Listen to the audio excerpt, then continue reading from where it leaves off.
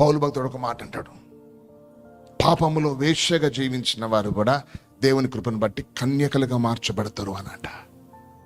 కన్యకలుగా మార్చబడతారు అన్నట. అది సత్యం. అది ఆ సత్యాన్ని బిలీవ్ చేసినవాడు, నమ్మినవాడు దేనికి కదల్చబడాడు. గుర్తుపెట్టుకుంటే ఒకసారి యోబును కదిలించే ప్రయత్నాలు చేసిండ్రు.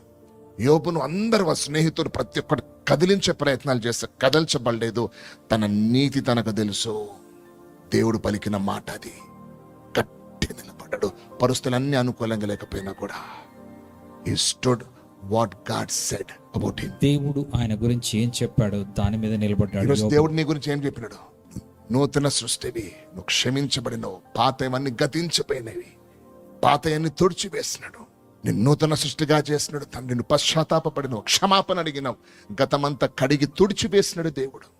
నేను నూతన సృష్టిగా నేను మార్చినాడు, తన బిడ్డగా మార్చుకున్నాడు. అధికారం నీకు ఇచ్చినాడు, ఓడించి నీ పాదాల కింద పెట్టినాడు దేవుడు అపవాదిని.